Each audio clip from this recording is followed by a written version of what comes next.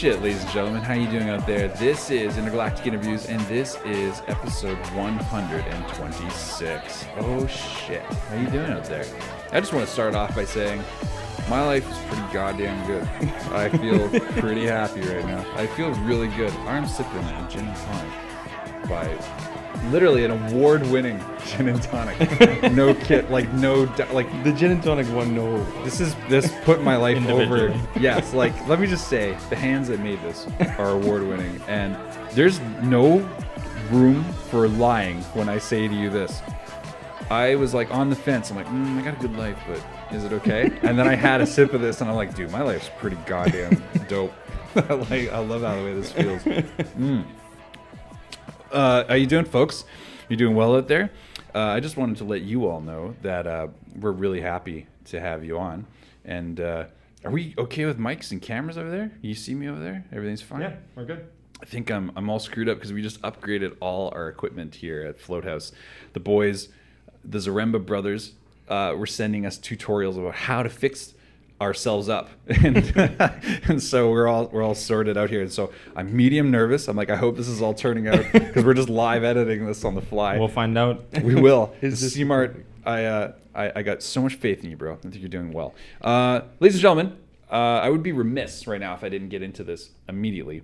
I got to tell you about our guest, and right before I do that, though, I should let you know. See that? That's how you bait them a little bit. I should let you know about an excellent offer right now for our listeners only right now. If you are of the mind state that you wanted to go ahead and maybe try something new, an isolation experience, what's that? Well, let me tell you, the premier isolation experience in the Lower Mainland is at Float House. Their website is floathouse.ca. What's that website? Floathouse.ca. I would usually say to Michael Saavedra, who's not here, not feeling well, get well, brother, we love you. Floathouse.ca. I gotta tell you, if you are the person who is like working all the time, you have to somehow navigate your way through life and just try to find those perfect moments of solace. If you feel like you're always looking for that, dude, you should try floating. It's one of the best ways you can spend a small amount of your time.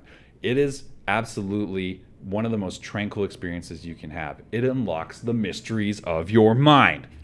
Or it could just be relaxing. One of the two things. Like, it doesn't have to be so dramatic. It can be one of the two things. Yeah. But you get your own private, personal float tank, your own shower, your own, like, you get house coats, slippers. They take care of you. All the staff here is super knowledgeable. And if you go and act right now and use our podcast promo code IIPodcast, that gets you 20% off your next float.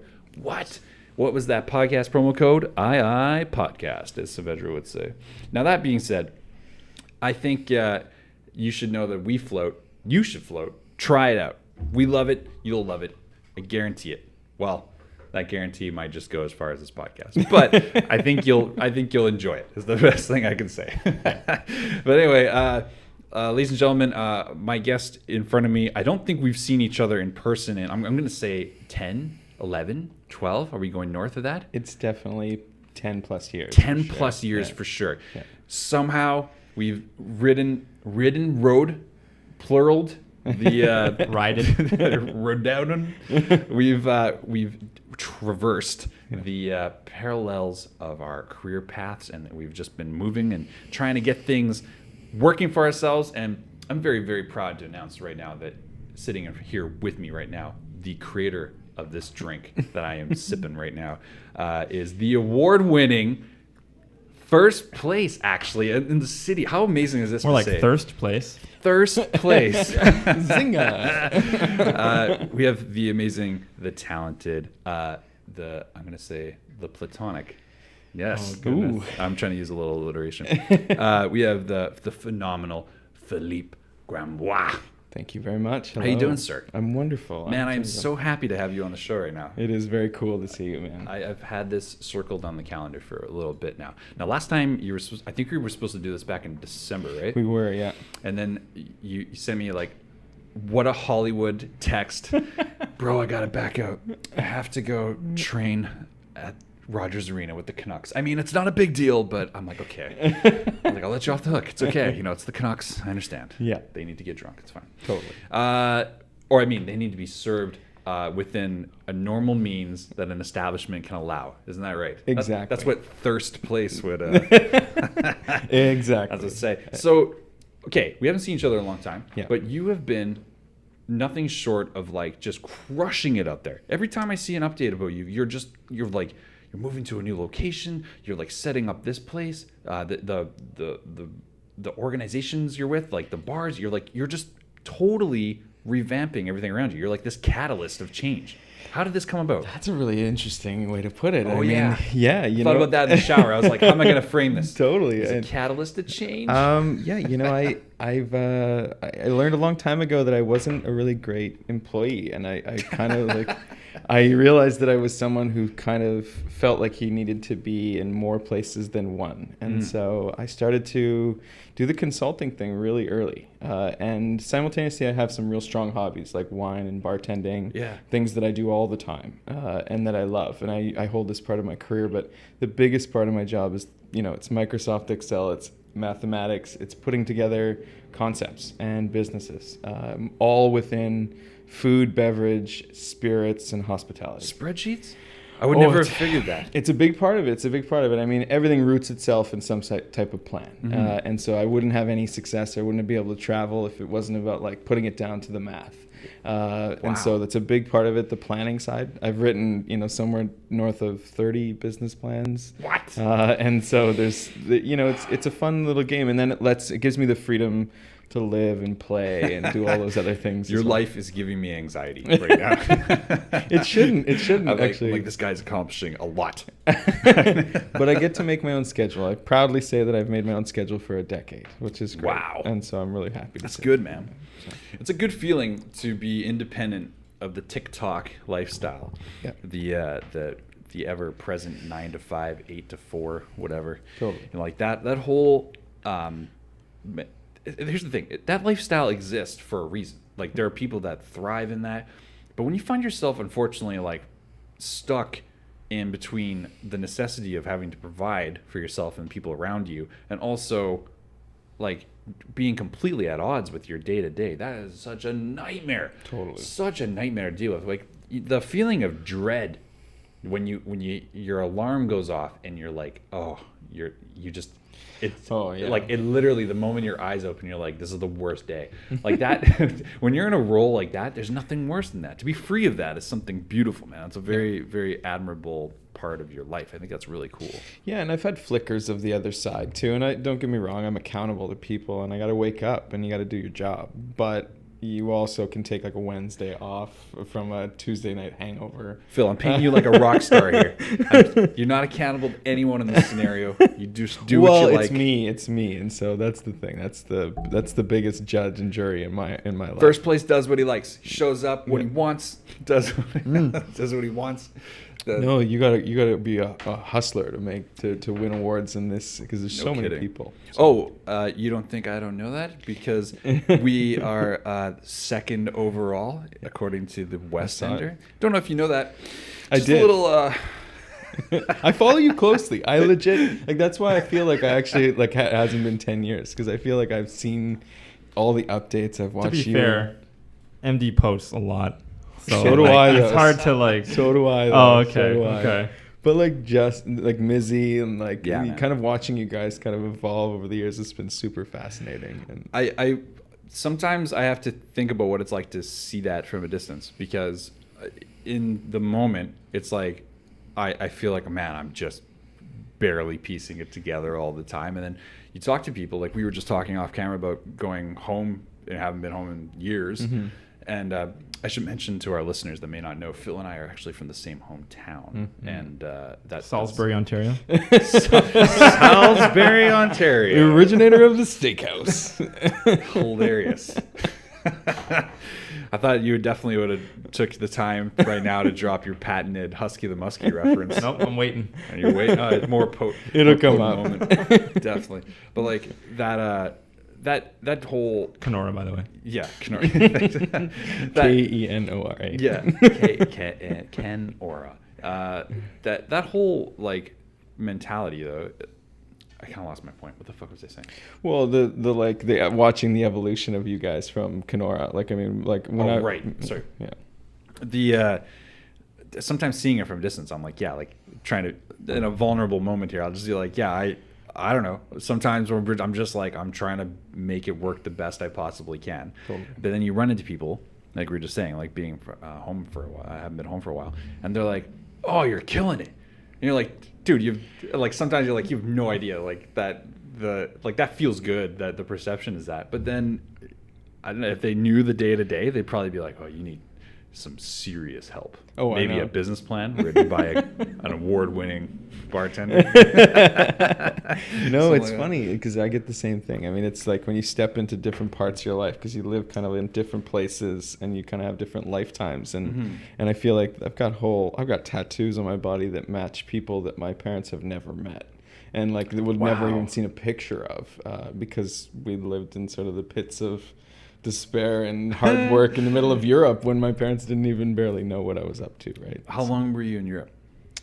On and off for the better part of about 5 or 6 years. 5 or 6 years. Yeah. That's a good chunk of time to spend there.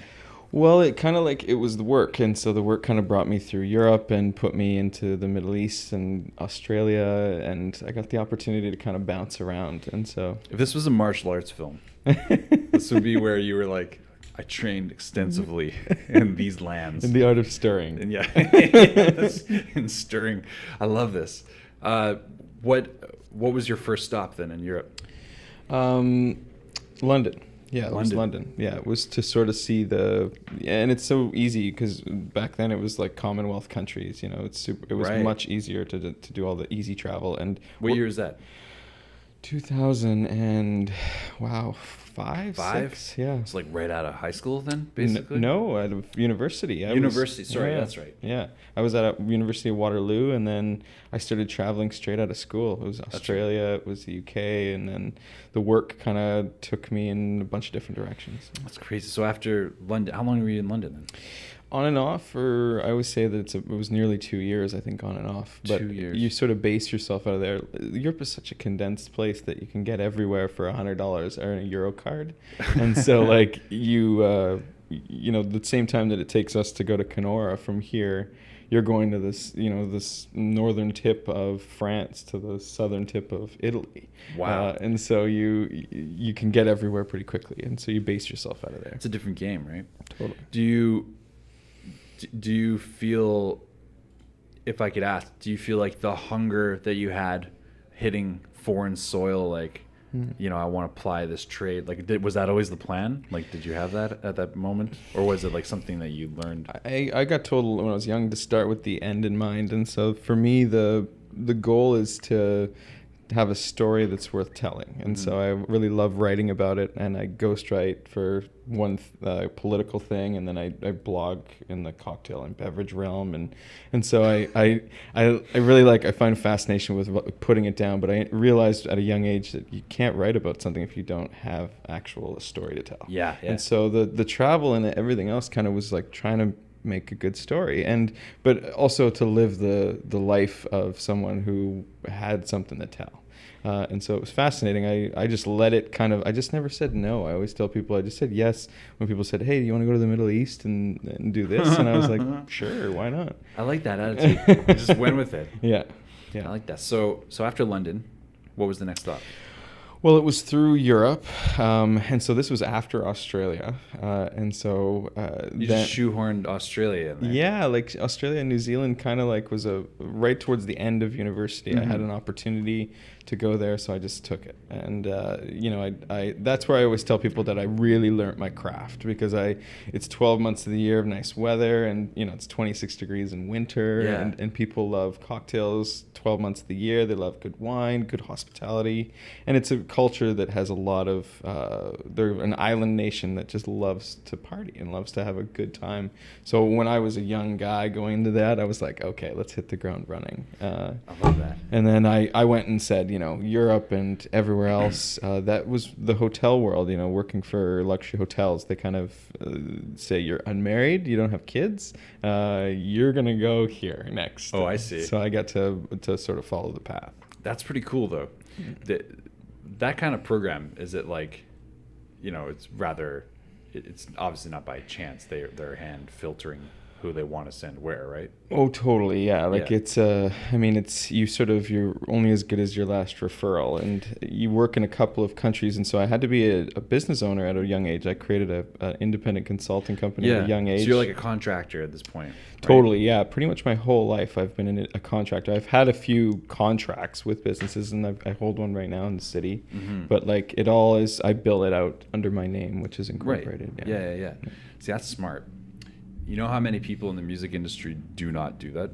You know how they're either, first of all, they're not incorporated, or they just aren't even registered, that kind of thing. All the like industries, music man. is, like entertainment's messed up like that. All the industries, people need to just realize that this is all just about billing your time, and you got, like, if you've got a talent, someone will pay for it. And so like make sure that you've got the means to do that. In Canada, it's actually quite easy. You don't have to incorporate quick. You can make sort of your first 30 grand without charging tax. All of that People stuff. don't understand that. Like it's people think like in the States it's a little bit different, but in Canada you can retroactively set yourself up essentially, which is, you know, one of the beauties of small to medium business in Canada. You know, one of the things I find fascinating about what you're doing right now is that you essentially are like this problem solver on like a massive level. Like you like are do you not like, okay, speaking about vicariously off air, we're talking about different things. I have to say, this is something I vicariously live through you a little bit. The amount of times I go into like some kind of restaurant or any kind of hospitality service, any kind at all, you name it, any kind of like that. I've worked a lot of like service jobs in my youth. And my current youth or whatever, you know. So I've had like a pretty good background in customer service. I think I excel at what I was in. So when I see it done poorly, it really, really sticks to me. I really dislike it badly. So when I see you coming in and just fixing things up, I think to myself, that's awesome. I want to, you know, the amount of times I want to do that, it's off. Like, do you really want to help though, or you just want to yell at somebody? Well, you know, that's a good point. That's the point that I would make too, is that it's funny because when I was taught, like I was mentored by a bunch of like really great consultants and like people who are really good at their craft and good business owners. And one of the things that they said to me at a young age was, you know, everyone can point out a problem, but very few people can show a way to fix it. Absolutely. And so in a restaurant, that's just like, there's a lot of clutter with people pointing out the problems. The online review game is just like cluttered with it. You can just see people putting on their little berets and writing the review to change the century, right? And so it's... Sorry, was that like a criticism beret? It was. That was like, that's the Yelper who turns himself into the critique for a night. That. And I appreciate that, but it's like this thing, right? And so it's interesting. You got to be able to find a solution. When people say, "What do you do for a living?" and I've repeated this forever, I say, I help hospitality and small business owners sleep better at night. Oof. And it's a good tagline. Yeah, half the people are like, "Do you deal Vicodin?" And I'm just like, it's like, no, I do not. On paper, allegedly. I like that. Yeah. Allegedly. Yeah. So, that's the thing about feedback, though, right? Is that like people can give it, and it's not wrong, even if the feedback is wrong. It's coming from a place. Something is wrong. Totally. And It's a and feeling, you need to be able to. And it's up to like you or someone else to interpret the feedback correctly. Yeah, like I have a piece of software that collects all online reviews for my clients and draws them into a single report and lets me also pull out sentiment and words and everything from different reviews so that I can then see what people are saying and how they're saying it. Wow. And so it's just like this aggregate of like... Well, it pulls it all in and it reports it and it aggregates it out as well. And so in a hotel and in a restaurant, I mean, it's Yelp, it's TripAdvisor, it's Google, it's everything, right? And every year or other year, there's something else. And so you got to put it together so that it doesn't take you in too many different directions. And it's interesting because I take all the feedbacks, even the crazy stuff, and like because it's perception's reality, man. And so like if people have a real perception, they sit down there. I always think to myself, what is that person thinking when they write 500 words after they ate dinner for 3 hours and they're so seething? Right. And I think, my God, like, how did we miss so hard with a person? And maybe there are some people who are just rotten people, don't get me wrong, but there's usually something that there. you could have done that probably could have prevented at least 200 of those words. I definitely hear that. Yeah. It's something, like a little bit earlier when you were mentioning like billing what your time's worth. That kind of thing where you're that kind of like idea where you're actually like evaluating other people's criticisms, whether they're valid or not. It's like their investment in the criticism is the time, like their time putting into it, because it's just a construct that like it's a thought form, right? It's not, there's no real, like, anyone's time is worth what you command it to be, essentially. And if there's a market, it'll dictate itself. Whereas like if someone complains about something and they're just like extremely like beyond the pale of vulgar, or just maybe too just like they don't have any actual criticism, it's just like they wanted to vent online about something, that person like loses that aspect. Like they lose a little bit of their credibility by doing so. It's That's interesting. untrue. That's untrue. That's untrue. How dare Like you you're not shut- tracking these. how It's dare not you the New bury York me. Times who you're following these food writers or something like that. Right? Well, it's Like, interesting because it's all a game. Like it's all a game that we play too as the restaurateurs as well, right? And so like it's algorithms and it's like playing the game. Like for every half point, I read this in a study, for every half point on Yelp, the average business earns like 6 to 10% better gross profit. And they did a study throughout like 8,000 businesses in the U.S. or something. like crazy. not just hospitality, just like businesses. Businesses in general, but restaurants are a big focus of those Okay, sites. But like 3 to 3.5 were like this massive leap in profitability, and so there's this power behind it. But like there's also the stats that are like 85% of Yelp reviews are positive. A lot of negatives get flagged before they ever get online, and then there are companies that help you manage, and tools like the one that I use to help you manage that. Immediately respond to it, and then you create sort of this like online billboard where you're like, I'm so empathetic, I'm responding to your needs, and let me tell you that I will make it right next time you're in. And really it's just like this online showcase of being like, hey, I'm empathetic to this person's needs. I see. Even though sometimes you got to admit in the last couple of years there's been some like really cool like scathing responses that have gained like super traction. Have you seen What was it? Yeah, there's a fast food Wendy's? company. Yeah, Wendy's. Wendy's yeah. is killing it. And on social I media. want for that moment in my So career. good. I mean, that's a move, right? Like you're a fast food chain. That's Come someone on. who gave them That one's ballsy. It's That one's it's ballsy. pretty close because like Is man, it, or is it if you just got the right fire to spit? I think it works. Yeah. As long as you're the only one in Timing. that game doing it. timing and Timing. execution. Yeah, exactly. You're also, if you notice, they also kind of pick the weak ones of the herd. Sure. Yeah. Well, like it's, a good wolf it's pretty pack. easy pretty easy to Like- jump all over. Like they're that. not going after Trollmaster Well 2 ma- million. or whatever. No. Like they, Yeah, exactly. No, it's they definitely- definitely have their definitely- issues, but Totally. But then again, most people really don't stand up to their criticisms, what they give them. If you push them a little bit, at least in video games or my industry, we've noticed that, like, not we, but I've seen it before in the sense where if you do say, hey, actually, like someone will give some pretty weak, thing, 0 out of 10, this is garbage. And you're like, hey, so you noticed that, but like, can you get further? It's like, well, it wasn't that bad. I actually kind of liked the game. Yeah. And it's like, okay, so you were just spouting off. yeah, that's right. Because right? like they don't really once they're faced with actually like answering for what they've said, just to Well, even explain further. Totally. Public profiles, right? Like when a person has to have like the associated physical Sure, profile yeah. picture to their opinion, it's a game changer. But there's still a lot of people who are willing to be aggressive online as like a person who has got no business to lose, and a small business owner, or even me as a consultant, like I'm just dancing on eggshells around these people. Yeah. Do you right? feel like that? Do you feel like maybe you can't always say what you want to say?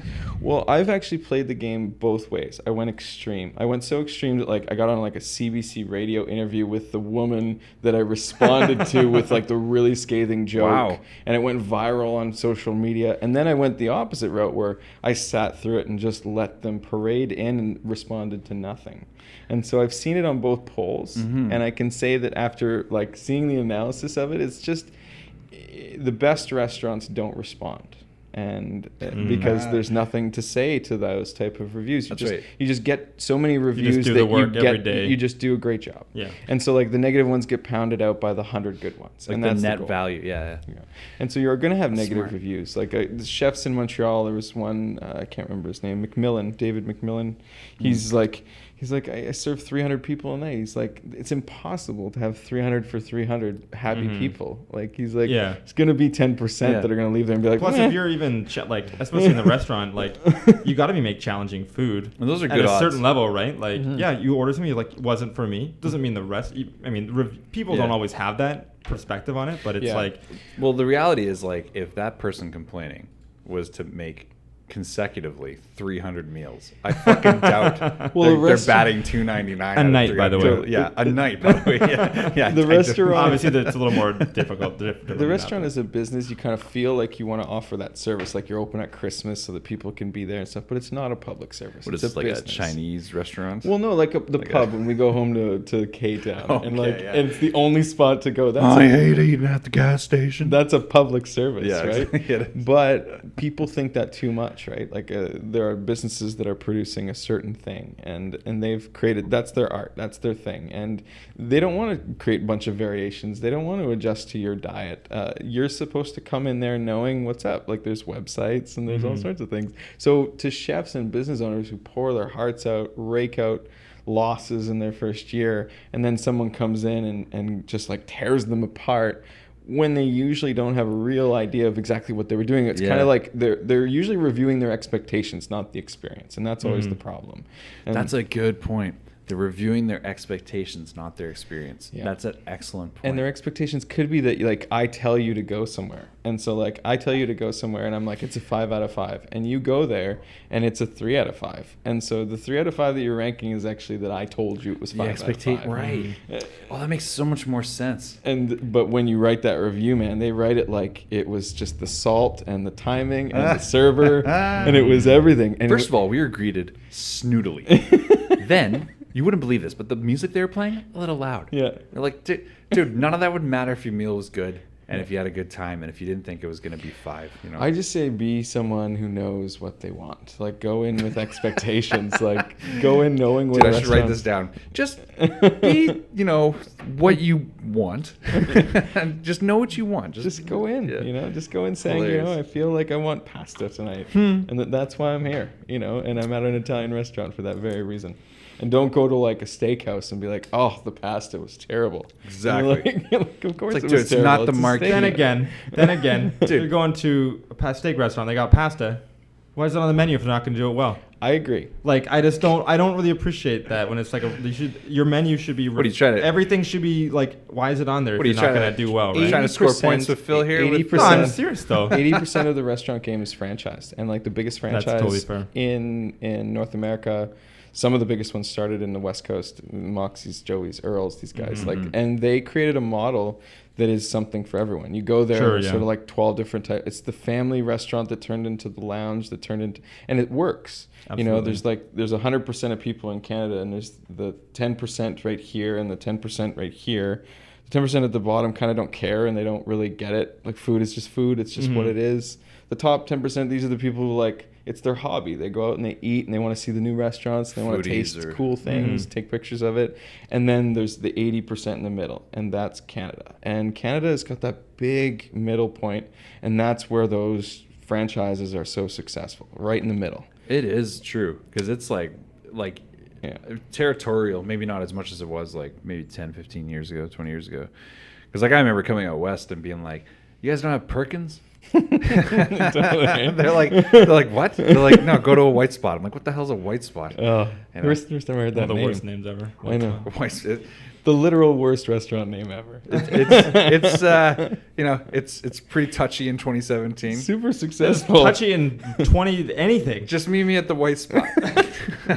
Super successful though. They do a great. Yeah. They kill it, and they keep opening new restaurants. They do okay. They have a cool story because like the guy just like started by serving people at the beach or something. It's the Canadian McDonald's story. It's like the one-stop shop that multiplied, and like brought in technology, and like they're smart. I have a lot of love and appreciation for that 80% that I'm talking about. They do things really well, like restaurants and small business. Like, you start making real money when you multiply. Yeah. The single shop, operations that are like 2 million or less a year, you're raking out small little razor thin margins. And so you always want to replicate something, right? You want to do this and then not franchise it, but like stamp it out a little bit, make Expand. it bigger net, right? That said, I guess I would ask, how many? I guess I'm known for saying this. I guess, but like, C-Mart's just like, I love it. His self-realization moment there. He just realized for a second. He's like, you know what? I tend to be the contrarian. No. I just want to say some stuff. No. I say this because I just have always felt this, and I have not. Is my experience. I have not. No one's been able to say anything to the contrary. Which is, when has a restaurant ever gotten better when it's opened its second location? Phil would have the answer for this. Yeah, like I've seen it a lot. I mean, really? Yeah, when absolutely. they grow to a second look at somehow, like, how about, okay? Yeah, like, I mean, the he when you asked have the that with ability, the expectation that you wouldn't. when you have that. the ability to multiply, and like when you are able to multiply a business, you have to like do these incredible things in the back end to make sure that everything works. And new place, new location, marketing, advertising is all different. There's an intense amount of work that goes into multiplying. There's a whole field of what I do in consulting in food and beverage that's just franchising your operation. And so I think that you can get better, but it's hard to stamp something out and be identical. Like, now the model is not that Earl's is the same everywhere that you go and Moxie's is not the same everywhere that you go. There's like regional beers now. There's like more localized wines. All the Earl's are kind of different that I've been to. Like, there's always something a little. Well, you gotta be in this town. There's so many of them. But what I mean, like, do you work primarily? Yeah, fair. I want for less Earl's only because they just like compete with each other. They compete with it's themselves. ridiculous. Dude, the credibility you just said that with, I was like, I was just like, But, like, well, you gotta be. How do you work primarily in the Lower Mainland? Yeah, I've been in Vancouver for a year now, and I've just been pretty much right in. Okay. downtown Dude, he's been here Vancouver. less than a year. Yeah. Award winning. Okay, yeah, that's great. 1 year. I'm gonna put you on. Don't worry. Every time anything comes up, I'm gonna put you on. I'm gonna put you on. Yeah. I guess I just wonder, like, so in your time here, have you seen an instance where a restaurant has opened a second location, Right, and they've had the quality go up, where people are like, it's way better now? Or is it kind of like, yeah, the second location is about as good as the first location? But that's the idea, right? The idea isn't to change the second location. It's to actually just expand and put it in a different territory. Like a bit of a plateau? Like nothing, like that's kind of like topping out. And it's like, hey, they've said like, hey, this is the best that we're going to do. Now it's time to grow it and start to make money. And then inevitably you start to dip. The idea to multiply comes when you've got enough to bankroll it. And so like that comes when you've like put your head down and just like put enough money away.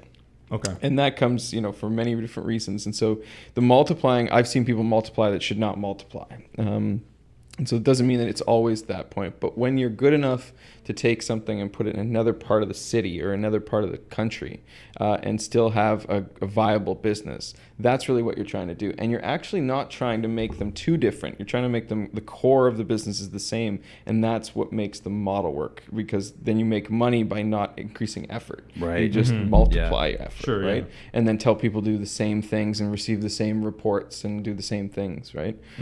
So it's giving me anxiety. Yeah, but it's you're right that they don't necessarily improve quality, but the best restaurants, like every 3 to 4 months, they should be rotating menus. Absolutely, and so, almost none do that.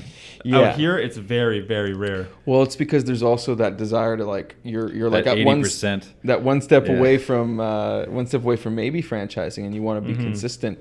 And then everyone hears that McDonald's model, right? Those like Big Macs that have been selling the same way for 10,000 years. Yeah. Yeah, exactly. And so there's always that play for sure.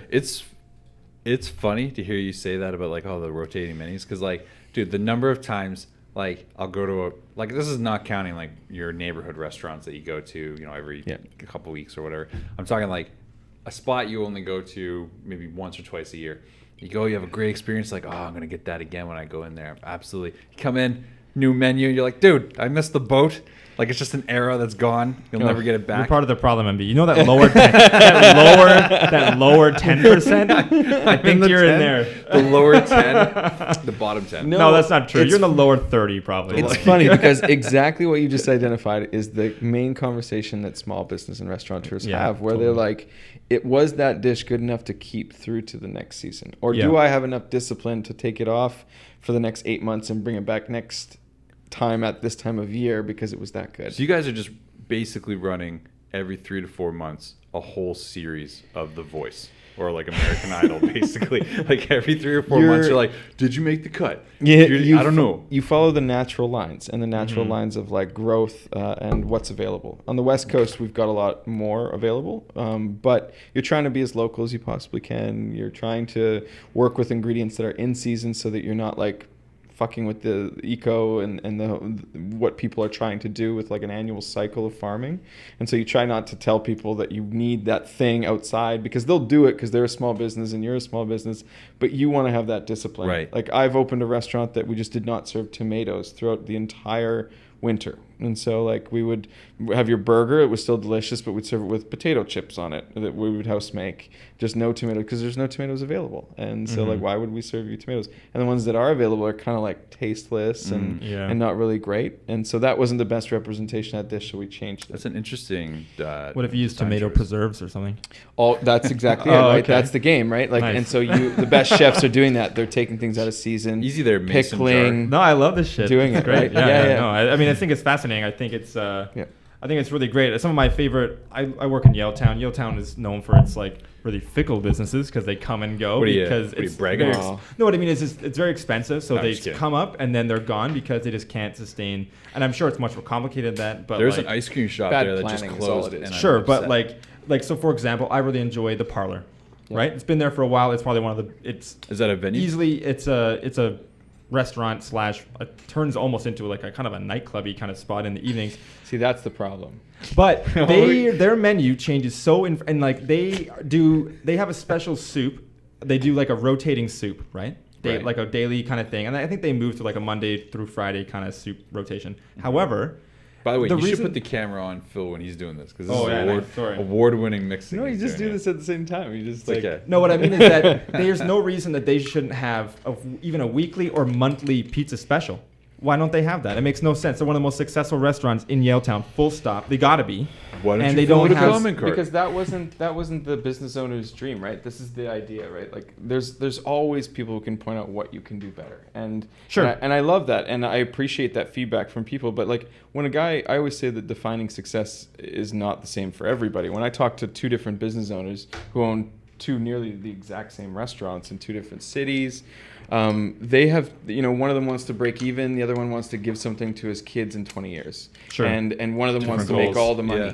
And so, having that pizza, as good an idea as it seems on the surface, it was never part of their plan, right? Mm-hmm. And like, I'm a consultant who has over a decade of experience in over 10 countries to kind of like, put myself into it. And I still don't feel like I have the right to tell a guy what he should put on his menu. Because That says a lot, man. That's fair enough. because like it's something that's very personal. It's like it's when you create a menu and create a business, it's like a child, and like you've willed the thing into reality, and then you've like put all the work into it, and you're making no money, and so like I can't be the guy who's like, this is what you Yeah, should do. fair enough. I relate a lot to what you just said because I have like a hard, steadfast rule in sessions. I've said it to every client I've ever worked with, every artist, every band, everyone I've ever worked with. I always tell them, I say, a lot of the times, because like when I'm producing, let's say just specifically with hip hop, because like in that sense, I'm literally composing the majority, if not all, of the music in the song. So I often have the vocal arrangements already set up before the artist is even involved.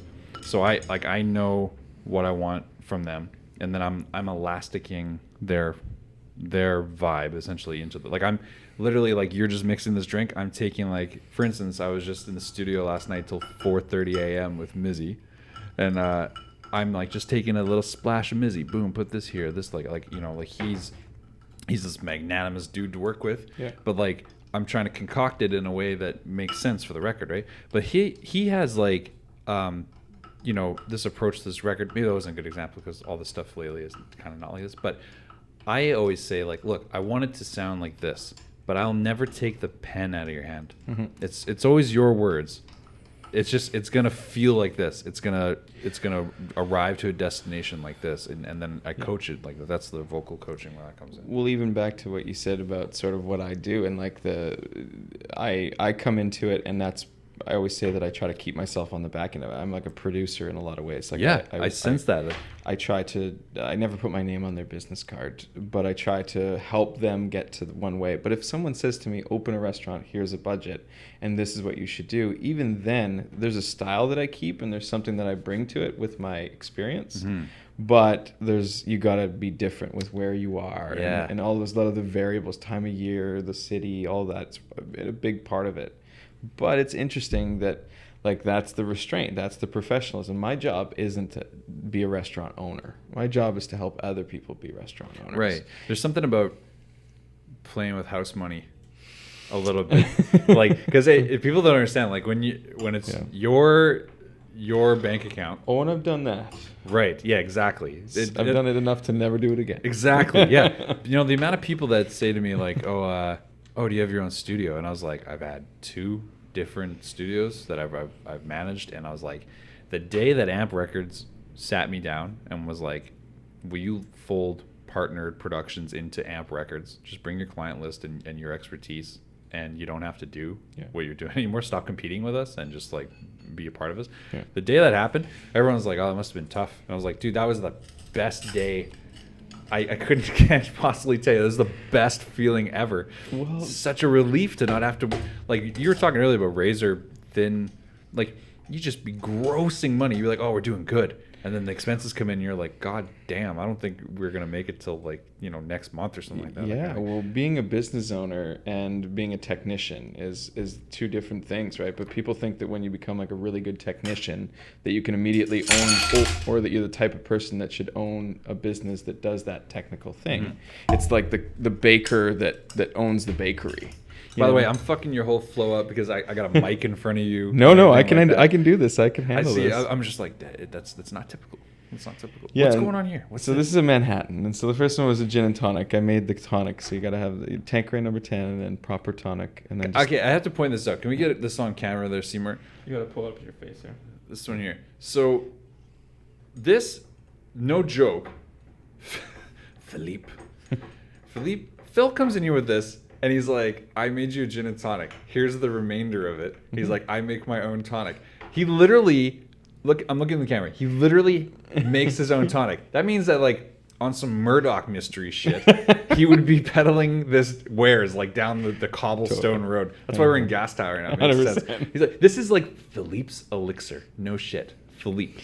All great bartenders are good apothecaries, man. We're just people who are just trying to help people get by. A couple salves, a couple bombs. Yeah, I'm gonna sip this Manhattan you made me. Yeah, this is my favorite drink. I mean, this is the drink. It's vermouth. It's whiskey. This is your absolute favorite? Yeah.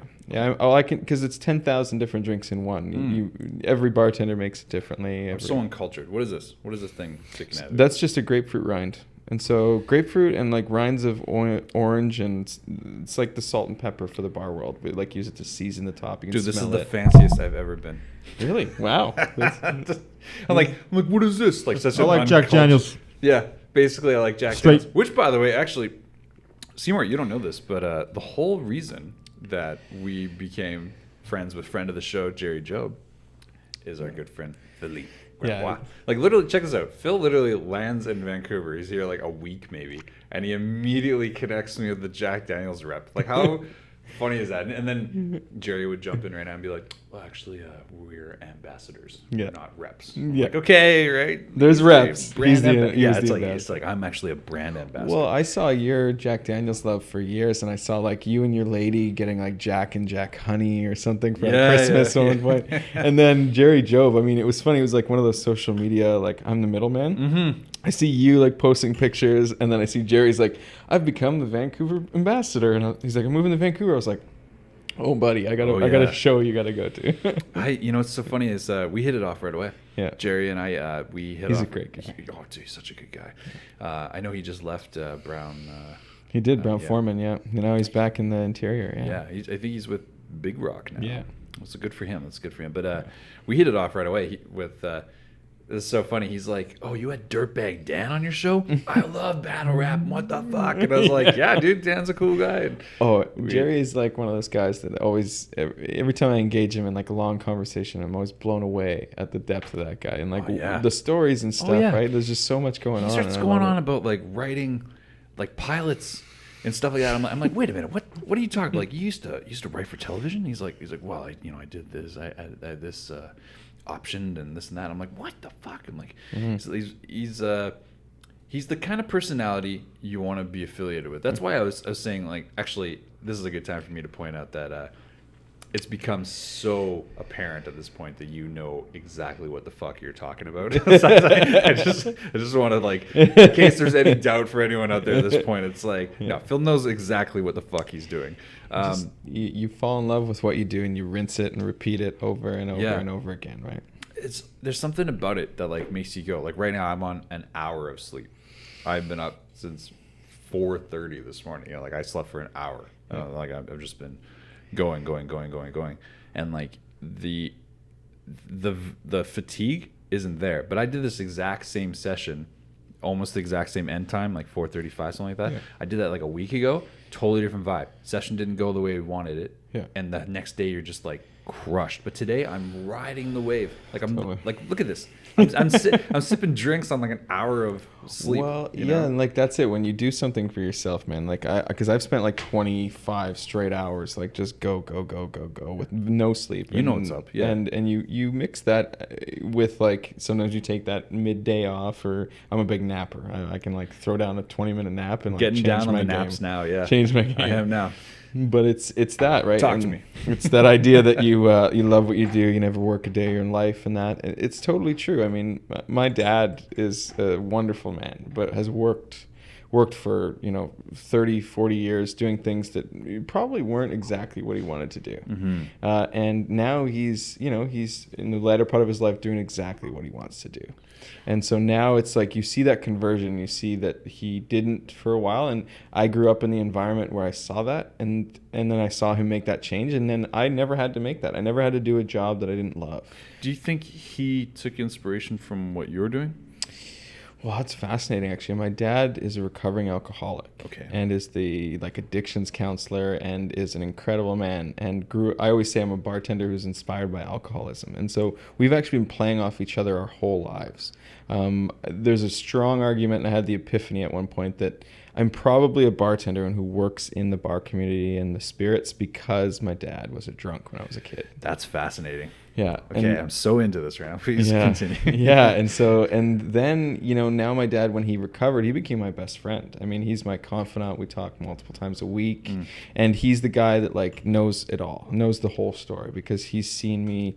He's been on the other side of the phone the whole time. Mm-hmm. But when I was a kid, we didn't really have a strong relationship because he was a drunk, right? Yeah. But now it's interesting. I went to his birthday, his AA birthday, and I wrote him a poem about sort of getting out of the belly of the beast. Yeah. And it was a game changer. There wasn't a dry eye in the room. And I opened it up by saying, I'm a bartender.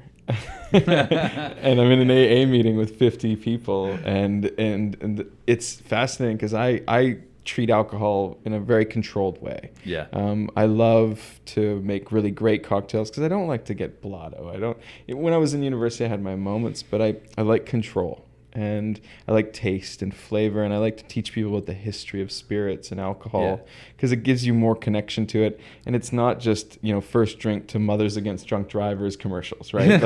There's this incredible in between that's history and Well, you're not slamming aluminum cans of Budweiser down your throat every 5 seconds. Even if you are, that's got a great story, sure, right? Budvar, an original beer in German, and there's so many incredible stories. And I always tell people, because you take that test when you're 16, they say, what should you be? And everyone said I was either going to be a politician or a lawyer. And I actually thought I would go that path, but I realized that when I started going down the bar path, this gave me all the stories I needed to tell, and gave me all the medium to speak to people, even across a bar, and then eventually in a group, and then in front of 100 people, and then seminars. And But it's the same thing. I just tell stories.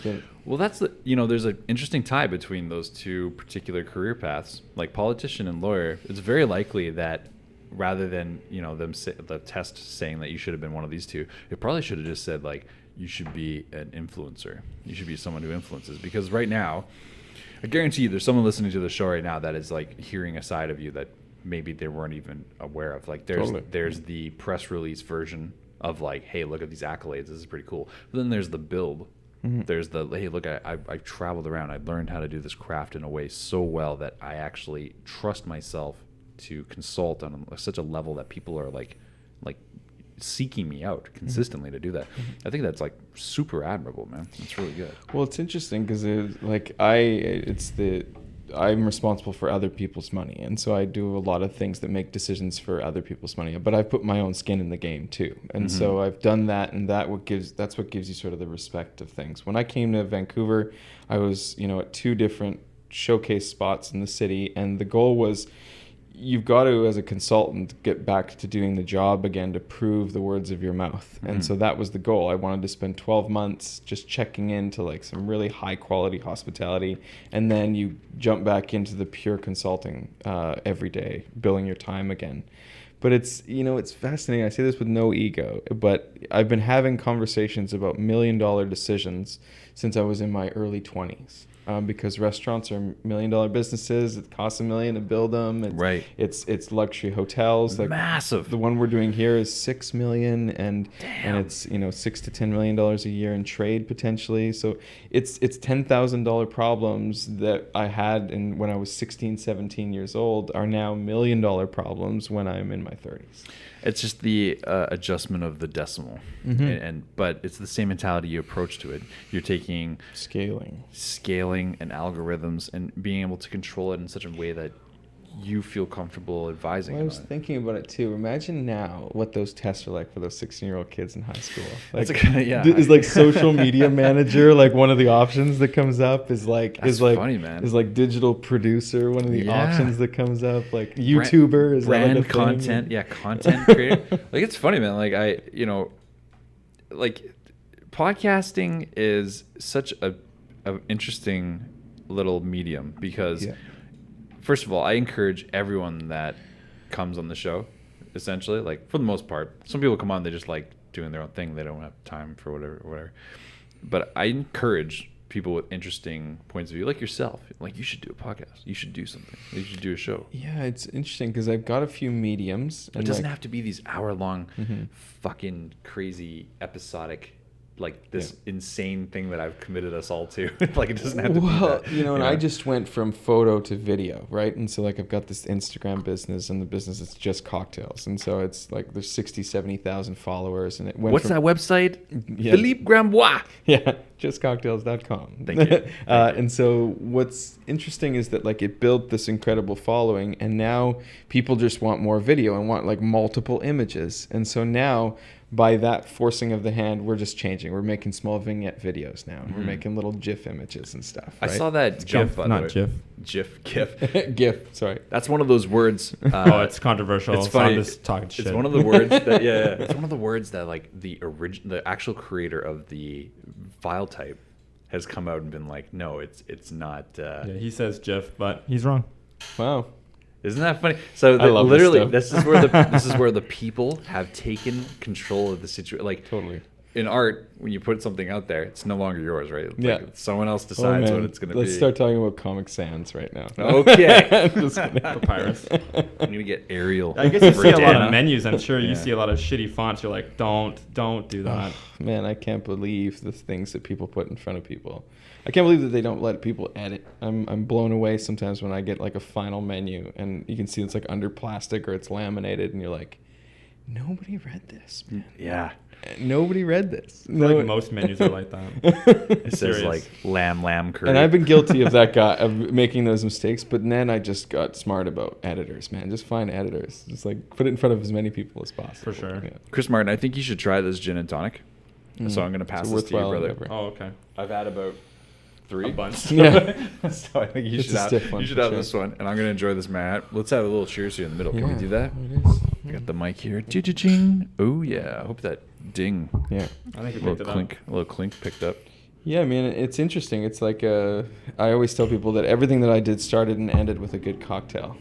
Because people, like, I've had my first investment in a business as a bartender that, like, got someone who was really stoked by what I was doing. Yeah. And so the drink is this fascinating milieu for a lot of the best stories in the world, man. I like the way you said that. That was authentic, Yeah. actual en français. So I love I guess that. speaking in that kind of context, like what would be you just were going out, want to have a couple drinks at a nice bar in town that you can just go and they're gonna get you exactly what you want. It's gonna be nice and well done. Are you What putting would him be- in a weird position here where he No, has to just maybe... his personal, like a personal spot. Like I'm sure you got a spot. You're like, Oh, yeah, there's I a know. few spots, You might know yeah. a person there, but like So in the Lower Mainland, in Vancouver, I'm saying Vancouver. I would Yeah. limit it to Vancouver, in C-Mart downtown scenario area. Yeah, Yeah. what is the what's the place you would recommend? You just have a couple drinks. Maybe you're C-Mart. Maybe you're out in the town. You're like, I got a couple hours to kill. I gotta have a drink. I love Gastown, man, and I love all love the it little too. spots in this area. And I snuck down the street to Tuck to have a beer while I was waiting for you guys. And, You know where we went? yeah. The Met. we were right around the corner. Well, that's it. Like, there's in this town too. There's a good little rotation of cocktail bars. I'm one of those guys that, and this will give you the only inside track I can tell you tonight. I'm a bartender who does this professionally in a lot of places, and so I don't pay the same thing that you pay. Right. Yeah. Sure. And Yeah. so I go to all the bars. I would encourage you to go to Prohibition and have a cocktail there at least My once. favorite. But it's Nice. but it's a $25 Manhattan if you want it. It's my favorite It's spot wonderful. in the That's the city. Hotel Georgia one. Yeah. Yeah. It's great. And Robin Gray behind that bar is just like one of the best people on the planet. And Okay. it's about the bartender, and they have all the tools. yeah, that's what I guess that's my point is that like where you can go to get a well done drink that you as a bartender Yeah. appreciate. In this town, well done drink is just like the basis. But like the Diamond, those guys do an incredible job up Good. there. That's a good spot And too. it's a fun little area. And I mean, I loved Bambuda when that place was Mhm. open, and it's too bad that it's closed. But that was my go-to. See the era. Yeah. You're just like gone. You're like, damn it, I missed it. Well, that's a new building, right? That's right. Yeah. No. You know, can we say who you're affiliate? Can we plug this right now? Can we plug who you're affiliated with? With right now. Yeah. Yeah. Is that okay? Yeah, of course. Yeah. I don't want. Well, It's see the thing about this type of Doesn't content. sound like it's okay. Well, the thing about this. well, Here's the it's thing. because you have to like be covert a little bit, because like some of what I do is that we don't want to do the reveal, right? Sure. Sure, I don't want that. I mean more like, okay, how about this? Where can people go visit you to get a drink if you're going to be a resident, like that kind of thing? Are you? Yeah, like right at this point, right now, to get me to serve you a cocktail, I got to come into your house to do it. Okay.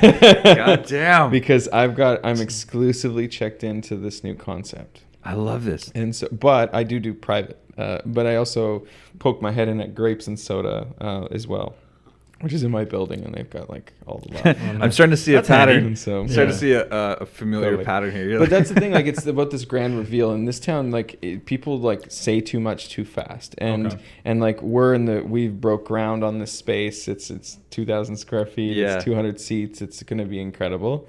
But if I say who I work for, even at this stage, you might be able to find it on one of my websites. But if I say that, you might just flat out know where and who. projects a little bit. Yeah, I can see what you're saying. But and the concept too, this particular concept has a bit of mystique to it. When we launch it, it's going to be super Oh, I like this. Will we even be allowed to go? Oh, Is 100%. it too exclusive? I don't know. No, it's not even exclusive. I'm just joking. It's actually inverting that idea, because Yeah. it's about hospitality, man. I just assume I can't That's- get into yeah, it. that's like so on a funny. prohibition before they're like, get the fuck out of here. You can't come in here. You got to at least Yeah. dress as good as the bouncers. Can I tell you something? Yeah. I think I'm sure there's a lot of great places in the city that have great customer service, but Prohibition is the only place in the city I've ever been to where I was treated immaculately from the door inside and out. It's a great bar. The only Yeah. time in this whole city, like I check it out. I have performed in some venues in the city that are like huge venues in the city, and I have been treated as a performer awfully,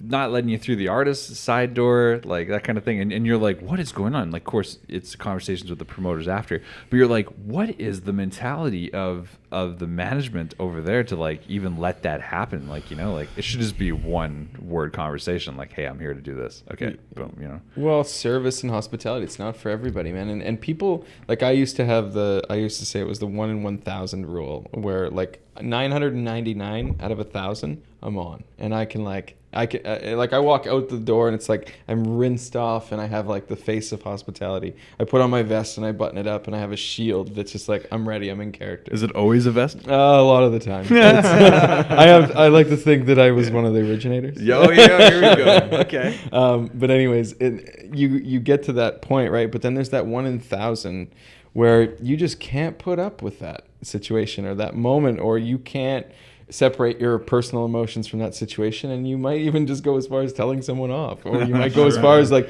not giving that person the experience they want. And it's interesting, there's a lot of people, you get a 500-word review. Yeah. Or you get a snippy experience. A lot of people are not made for long-term hospitality. They're, you know, in Canada. What do you mean by that, long-term hospitality? I'm a lifer. I'm a guy who lives for service and hospitality of other people, but I'm humbled by that. And so, like, I've got multiple degrees and I've got all sorts of certification, but I love serving people in their homes. Right. And to some people, that's servant, not server. And so you can be really, your ego can snap you into this place where you feel that you're more entitled than what your job is. Yeah. And if your job is service, you're in the service of other people. And you know, owners and managers and some people in restaurants can't keep that facade, or can't keep that, or it's not genuine and it's not who they are, and they can't keep that up all the time. And so you might get them on a bad day, or they might have their heart broken 2 hours before, and they just don't have the mental capacity to shut it off in front of you, right? So it's interesting. There's a lot of people in hospitality that maybe shouldn't be there for long term. It's weird because it's really accessible in terms of an initial skill. Yeah. But as you advance and become elite, Yeah. like if you're able to like book solo like home bartending sessions, like at that god tier level, okay, like when you're like, you know, platinum status, when you're able to do that, like clearly you're so honed and so refined that like there's very little room for that type of personality. Like no one with that personality makes it that far. So it's someone who's gonna like just check out after the first weird look or something like that. Yeah, totally. You know? Yeah, no, and that's it. I mean, that's the thing. Like, you know, people, but there's a lot of people who can sit tight in this industry and make a good living for a long time, right? Yeah. And never really have to progress. But bartending and serving is, like, I love it to death, but it's the entry level of the hospitality industry. Like, progressing to management, leading a group of bartenders, that's your next level. And then being a general manager, that's your next level. And a lot of people settle in and love the job of being a bartender or a server.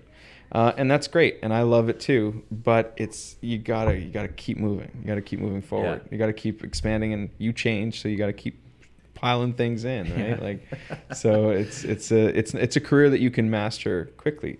I made all these drinks without even thinking about it because it's a state of flow, right? Like, so good. I've made so many of those Manhattans that I can do it myself. This is the best Manhattan I've ever had in my life.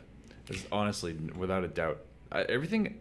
Like, hold on, you've been sipping that gin and tonic now, C-Mart? What do you think? That's very good. I don't really drink them very often. I don't really like gin that much, but I like it. Yeah. It's good. No, I do like it. I think that's praise from Caesar. He's like, I like it. I don't really know what I'm doing. It's nice. But it's good. Yeah. Sipping. Flavor. Like if I was drinking that, I would order another one. Yeah, flavor's a muscle, right? And so like you just learn it over time. Mm-hmm. And it's why I always say everybody eventually loves Scotch. Because your palate dies and you want more robust and weird flavors, and like there's a lot of bold, interesting things in Scotch. Not even the smoky and peaty ones, just other whiskeys. And so, but you know, in the beginning, when someone says I don't like gin, I giggle a little bit inside because I'm like, there's 1,000 gins and there's 1,000 and there's like, that's I don't like gin is like we both literally have said that. You both said it tonight. Well, what I mean is that like it's the internal giggle, right? Yeah. But like a good bartender or a good hospitality or restaurateur, like when someone says to me, I always would, as a bartender, I'd walk up to you and you're in that moment where you're like, I don't know what to order. I'm going to lead you. And the first thing that I ask you is, what do you hate? And if you say tequila, I make you a tequila drink. And if you say gin, get after it. I make you a gin drink because I go for it. The balls on this. I go for it. I love the confidence. And like 99.9% of the time, I get, this is the best drink I've ever had. What's in it? Tequila. And then they're just like, oh, because you balance flavor, right? That's a killer That's move. funny. You go for it. That's yeah. funny. That might have just been a little bit of the mystique. I think you might have just let a little of The genie's out of the bottle. That's right. Lift the lid off a little bit. I like that. Phil, you're such a good guy, man. I mean, I'm trying to embarrass you because we're just sitting in front of each other. But I just want to say, like, it's inspiring, man, the way you've been able to create this life, dude. It's really good. And like one of my favorite things is I've been able to like watch this grow from a distance and I've been able to see it like just thrive, man. Like that is something like we've been saying vicariously back and forth here all night, but like it is something like really beautiful to see people doing well. And like there's, I agree. Like it's a bit of a maturity thing to see someone do well and like be like really sincerely like grateful for them, like grateful for them, and then like grateful for your own situation, and like just be so happy to see someone do well. Like man, that brings me joy to see you do well. Like like when I saw that you won, It's all about you. When I saw that you won that thing, the Georgia Strait, that golden plate, I was reading that. I had to read it like 2 or 3 times because I was like, wait a minute. Because the first thing you do is you're congratulating it like super classy. Here I am thinking like, oh, you placed, that's good. And then I'm like, wait, this motherfucker won this thing, like it's so good. I just think that's like a very strong character trait you have. You're a humble dude, and this is like somehow, I have no idea, but this is just the beginning. Like you're, which is crazy because it's already been so strong. If people want to follow you, my friend, how can they do so? Yeah, I mean, I'm all over social. I mean, everything is Philippe Grandbois, and so Philippe Grandbois, and so it's that.com. So they call you in the street? Is that the street name? Yeah. GB? No, it's tough. Grandbois. I mean, it's tough to have those discussions about what that means literally in English. And so, like, I shortened it to shorten the... What does that mean in English? That's a great question. We'll just let that be. Oh, the mystique.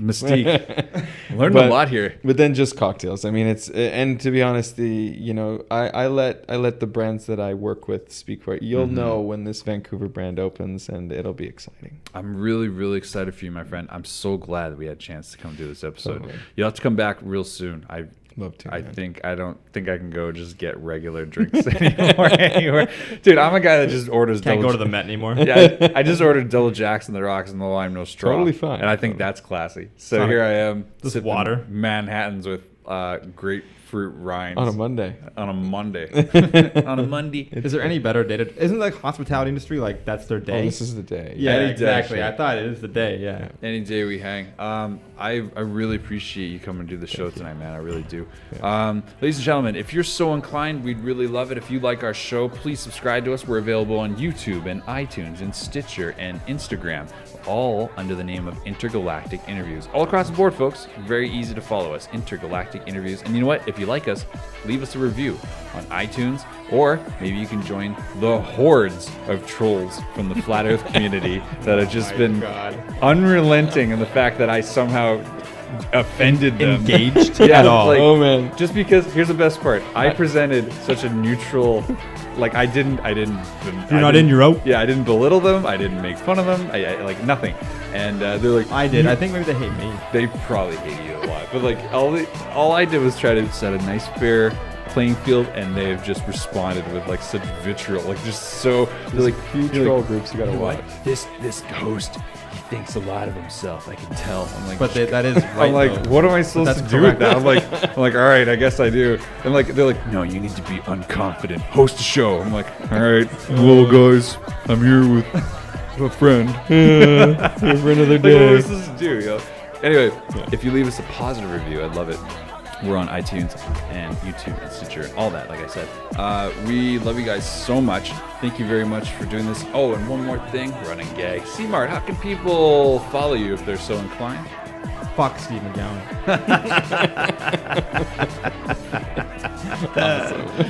We love this. Keep it rolling after so we can get our thing. I'd like that, C-Mart. We love you guys. Thank you so much for watching, and make sure you subscribe. Smash that motherfucking like button, as they would say. And we love you all. See you soon. Mwah.